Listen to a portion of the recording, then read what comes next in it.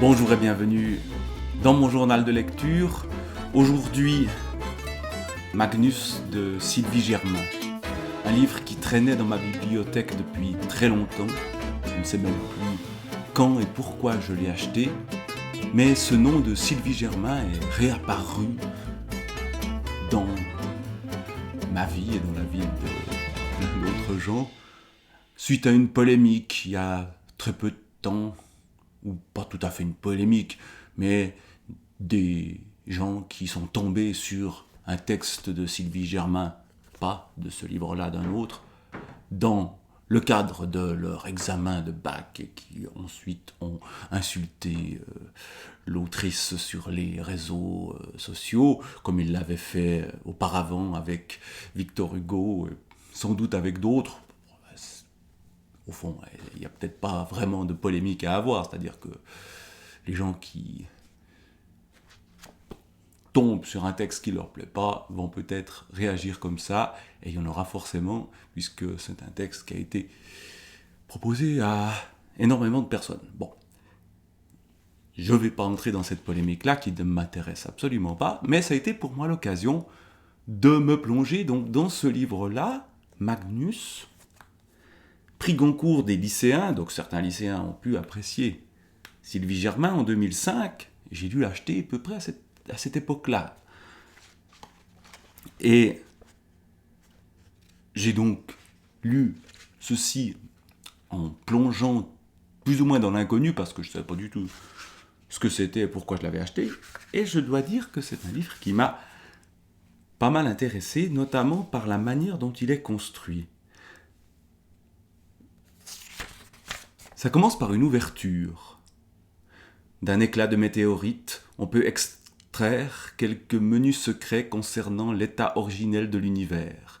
D'un fragment d'os, on peut déduire la structure et l'aspect d'un animal préhistorique, d'un fossile végétal, l'ancienne présence d'une flore luxuriante dans une région à présent désertique.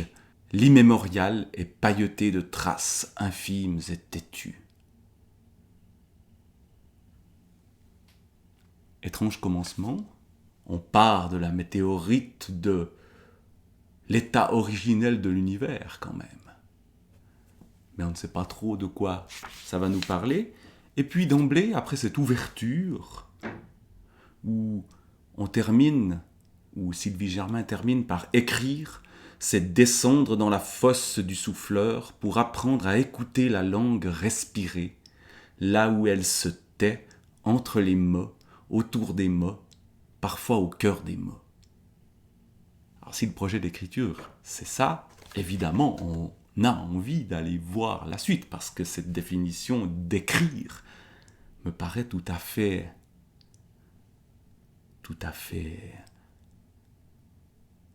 juste. Apprendre à écouter la langue respirer, là où elle se tait. C'est bien dit, et c'est très difficile. Et donc ensuite, après cette ouverture, on a fragment 2. Ce qui est surprenant, c'est qu'on n'a pas de fragment 1, ou du moins, on ne l'a pas. Dès le début, il viendra plus tard. Fragment 2, où le récit commence. Alors, de quoi ça parle ? D'un petit garçon. Franz Georg, c'est son prénom, mais on ne va pas l'appeler longtemps comme ça. La question des noms est une question importante dans ce livre-là. Et ce petit enfant,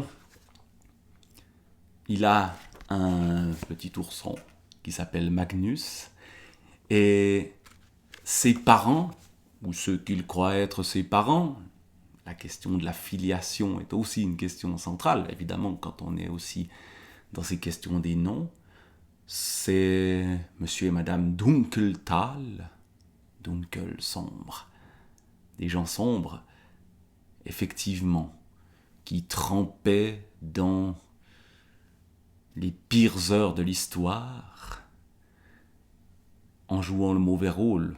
C'était des nazis et pas des petits nazis, mais des grands criminels de guerre. Et donc, cet enfant, élevé par ces parents-là, qui ne sont peut-être pas tout à fait ses vrais parents, et qui, lui, s'en distingue assez rapidement. On va, au fond, nous raconter l'histoire de cet enfant, je ne vais pas tout raconter, qui va changer de nom, qui va prendre le nom de l'ourson Magnus. Et donc, ça commence par ce fragment 2. Et puis, si je continue à regarder la structure, il y a, par exemple, juste après, Notule. Magnus est un ourson de taille moyenne au pelage assez râpé, marron clair, légèrement orangé par endroits. Il émane de lui une discrète odeur de roussi. La description de l'ourson, une notule, une note, pour qu'on comprenne bien de quoi on nous parle dans les fragments. Ensuite, ça continue avec le fragment 3, puis séquence. On voit que les titres indiquent au fond le rôle des différents chapitres dans une structure qui est disjointe, qui n'est pas linéaire, ce qui rend ce livre intéressant. Si on avait eu que les fragments, ça aurait été autre chose que des fragments, mais au fond, on aurait eu un livre assez classique, tandis que là, on a quelque chose qui se construit par touches. Cette séquence, qu'est-ce que c'est ? Chant nocturne dans la forêt. Toujours nous te saluons aux nuits. Nachtgesang im Walde. C'est Schubert. C'est une très très belle musique, mais chantée par le père de Franz Georg, qui deviendra Magnus, qui peut-être même va avoir d'autres noms, qui est un nazi. Évidemment, ce chant change de sens et il reviendra plus tard dans l'histoire. Donc vous avez ces séquences, puis fragment 4, d'autres notules où on décrit la ville de Friedrichshafen par exemple, d'autres fragments. Et puis donc on a toujours cette structure par fragments entrecoupés de notes sur la famille Schmalker par exemple. Fragment 8, c'est d'autres séquences qui sont des citations. Dietrich Bonhoeffer, le pasteur anti-nazi par exemple, ou alors d'autres encore. Donc, un livre intéressant déjà par sa structure, et puis ensuite, on va quand même suivre une histoire, et suivre une histoire qui est au fond la vie de Magnus, ou de Franz Georg, ou de je ne sais qui. Il va rencontrer des femmes, il va rencontrer des gens qui vont modifier sa vie, il va partir, quitter cette Allemagne si lourde pour d'autres terres, bien plus loin. Il va aimer des femmes, il va voir mourir la femme qu'il aime.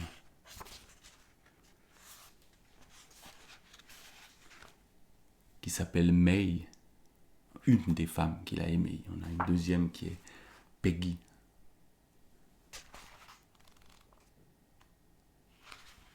Et on suit cette vie et aussi toutes ces questions fondamentales sur qu'est-ce que c'est qu'être, soit sur la quête de l'identité, parce qu'il ne sait pas qui il est. Donc il s'invente une nouvelle identité, parce qu'il ne veut pas être le fils de ce Dunkeltal, qui est une horrible salopard, et sa mère aussi affreuse, et il meurt.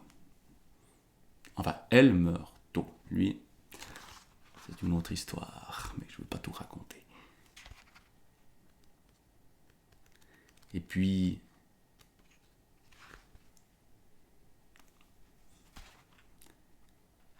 il y a donc Peggy, l'une des femmes qu'il va rencontrer.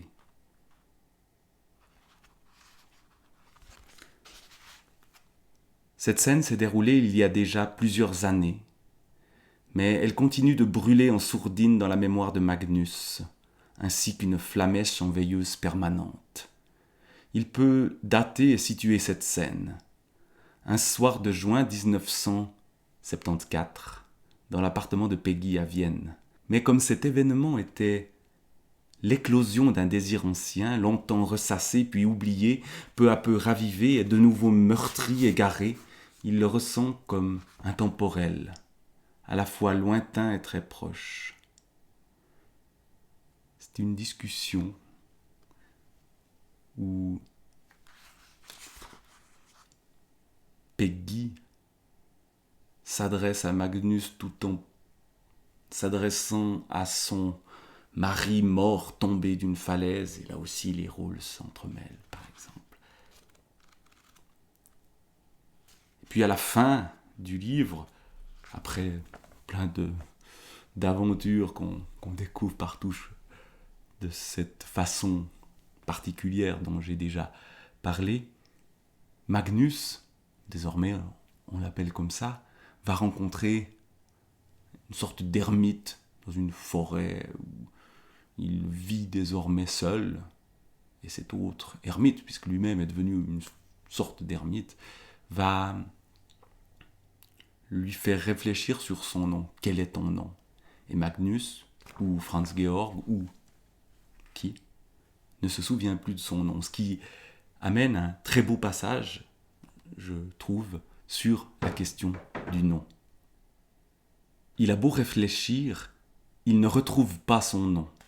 Cet oubli qui perdure le consterne.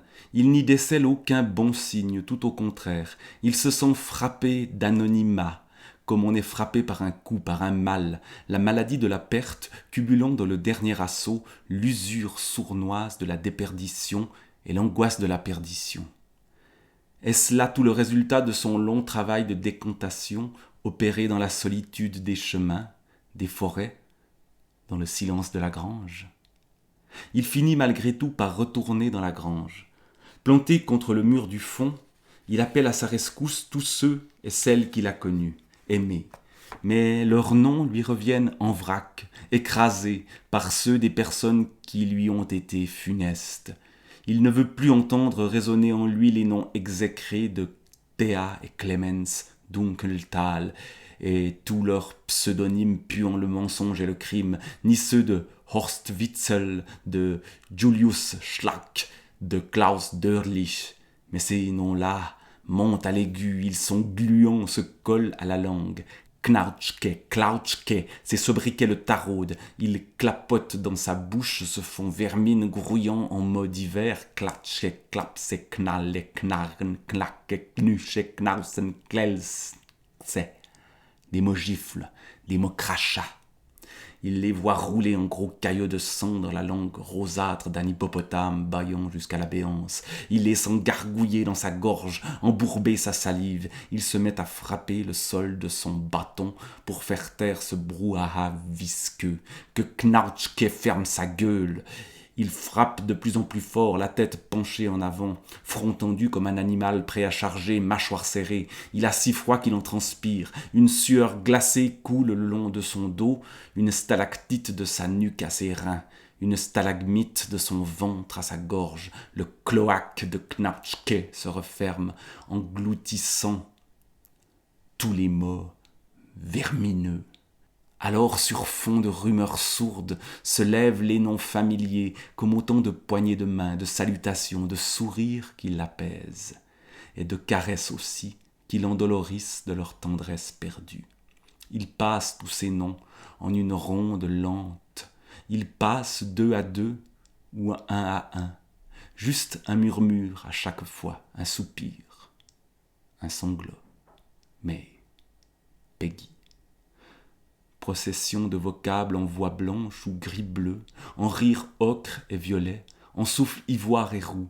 Chaque nom a sa carnation, son allure, son timbre et un léger frémissement, une trépidation parfois. Chacun a son éclat, sa résonance singulière, une fulguration parfois. Et le cortège tourne, mais son propre nom est absent. Voilà cette danse des noms.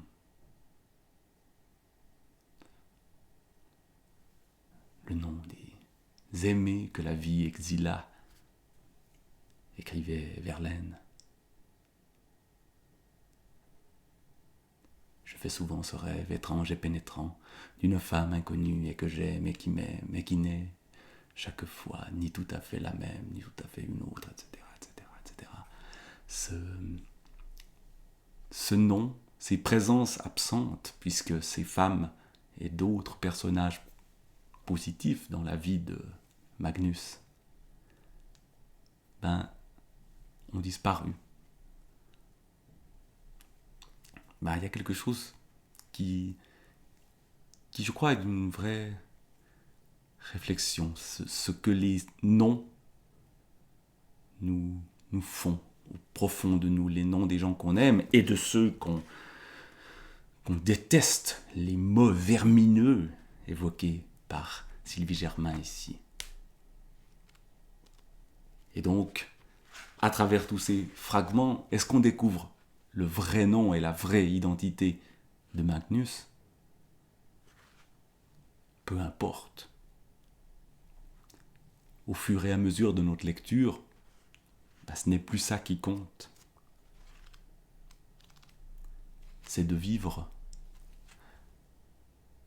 Et l'identité, c'est comment nous avons fait, ou comment j'ai fait, que ma vie me corresponde, et c'est ça mon identité au fond. Voilà, petite morale pour ce livre qui reste ouvert à ce niveau-là. On n'est pas dans on n'assène pas des vérités qui sont indubitables, bien au contraire. On sème le doute par fragments, avec aussi une litanie où on retrouve ces noms. Lothar et Anne-Laure, appelez-moi. Elzé et Erika, appelez-moi. Peggy Bell, appelle-moi. Mary et Terence Glennostones, appelez-moi. Terence et Scott, mes frères, appelez-moi. May, ma vie, mon amour, appelle-moi. Lothar et Anne-Laure, appelez-moi. Elzé, appelle-moi. Peggy, ma sœur, mon amour, appelle-moi. Lothar, mon ami, mon père, appelle-moi. Myriam, jeune fille, appelle-moi. Peggy, ma très belle, ma douceur, appelle-moi. Peggy, ma Schneewittchen, ma disparue, appelle-moi. Toi, ma sacrifiée, pardonne-moi.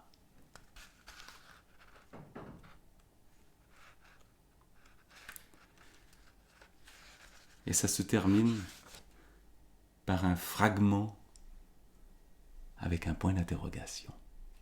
Donc ça n'est pas terminé. Ça commence. Ça commence, effectivement. Je vous lis la fin. Ça n'est pas spoilé dans le cas de ce livre-là. Fragment, point d'interrogation. Ici commence l'histoire d'un homme qui... Mais cette histoire échappe à tout récit. C'est un précipité de vie dans le réel si condensé que tous les mots se brisent à son contact. Et même si on trouvait des mots assez drus pour résister, le récit, venu en temps décalé, passerait pour une fiction insensée. S'en aller, parole du vivant, s'en aller, parole du prodigue. Saint John Perse. Vent. Et on retrouve la définition d'écrire du début. Une histoire qui échappe à tout récit. Est-ce que ça n'est pas précisément ceci qui pousse à écrire? Que nos histoires, qu'elles soient des histoires singulières comme celle du personnage de ce livre-là, ou des histoires plus banales, échappent à tout récit. Mais ce sont quand même des histoires, et par fragments, par résonance, on a aussi ces titres-là dans certains chapitres, elles prennent peut-être du sens. Voilà, c'était quelques réflexions sur un beau livre, Magnus de Sylvie Germain.